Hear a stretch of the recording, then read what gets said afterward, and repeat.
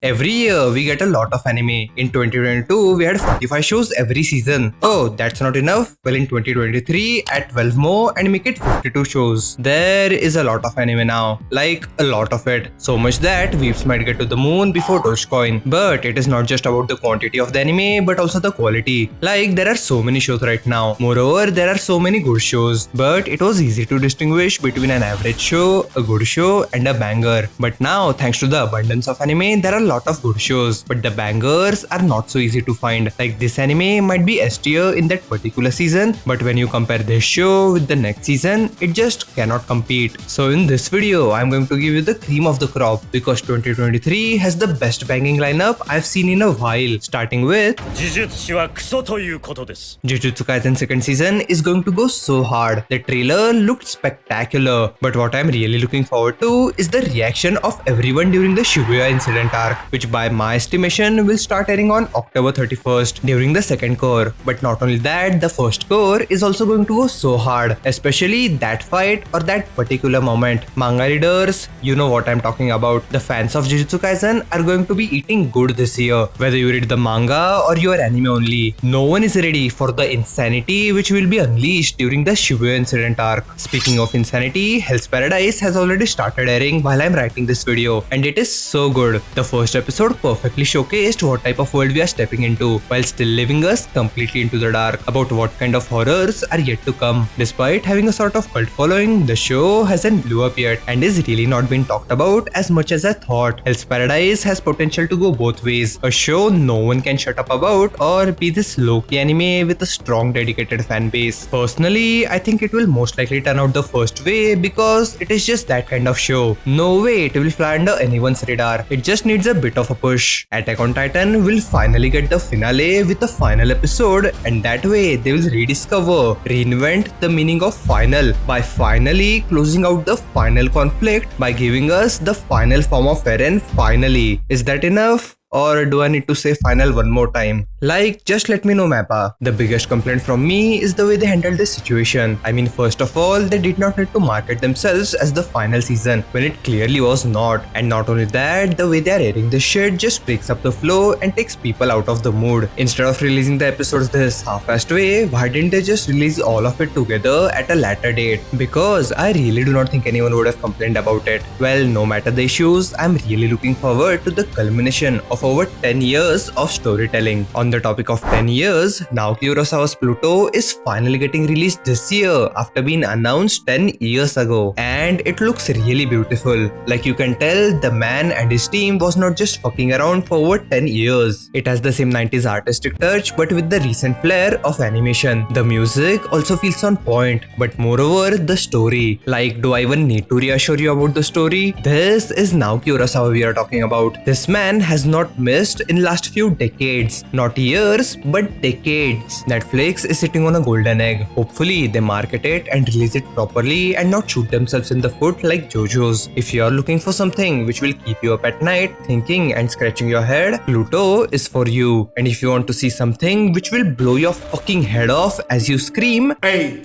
boy, ain't no fucking way, boy. Boy, ain't no way, boy," then check out Oshinoko. This is the most anticipated anime for me. I have waited a long time. I mean, a really long time. I won't touch on too much because this one is the type where the less you know, the more surprised you will be. The only thing I would like to mention is for the people who like to binge watch the shows. Please watch the first episode on the day it gets released because it is 90 minutes long and you will definitely get spoiled on a big thing. I mean, it is a huge, colossal thing. So please watch the first episode when it comes out, then you can just binge watch the rest. But do not miss out on the first episode. Mashle will be a nice fun anime which will give you heavy One Punch Man vibes. Zom 100 Bucket List is also a nice pin to the zombie genre. But most importantly, the anime looks amazing. Like really fucking good. Especially for a studio which is making its debut with this one. Undead Unluck will also fall into the same category of the fun action anime. It might get weird during the first first couple episodes, but overall it is a sweet anime of a girl cursed with the power to bestow unluck on anyone she touches and a guy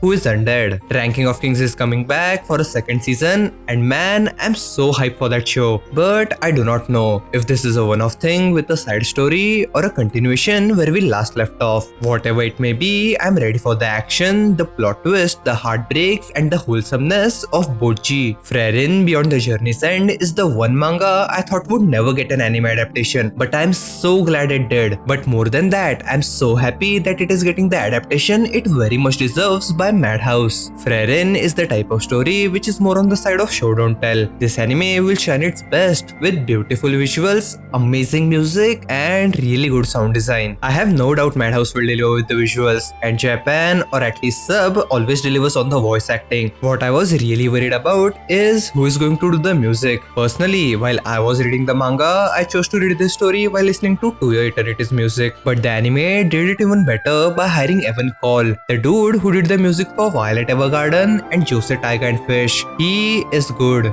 really fucking good. The anime is in good hands. Ancient Magus Bride Season 2 is finally back, and I guess I'm the only dude who is hyped for this amazing fantasy drama. Hopefully it captures the same magic like Season 1. 2023 is like a year-long Christmas for isekai fans. At first, we are getting Shangri-La Frontier, which is kind of isekai anime about a hardcore gamer who loves playing shit games. But after getting burned out on them, for a change, he plays a god tier game. This will give you the same feeling Sword Art gave you when it first started, but the big difference is it will not go off the rails. Konosuba is airing, and we are apparently going to focus on Megumin, which is fucking great. Whatever may be, I'm just happy to see these idiots once again. Mushoku Tensei Season 2 is finally here, and I'm so happy. Like, you have no idea how happy I am. This is one of my favorite anime of all time, and probably my favorite isekai. Bruh, I'm so excited to see what happens next, especially with the character of Rudius and how he develops. Hopefully, we find out more about the Mana disaster and what happened between Man-God and Orsted. I really want to see more of Orsted. On the side note, I saw online that people are mad about the arc they are adapting and saying they should have just skipped it. And why would you say that? Personally, this is the most dumb take I have heard. Just getting to the best part is not earned unless you go through that build-up. Like, I'm so glad that they are adapting every single thing there is to it, even the spin-off stories. As a One Piece fan, I'm so jealous of Mushoku Tensei. Like, I really wanted them to adapt the cover stories, but they just don't do it. I really don't know why, but I'm so glad that they are doing everything they can to adapt entirety of Mushoku Tensei. But this is not all. Rezero is also back with another season, adapting arc 5 and 6, which is coming out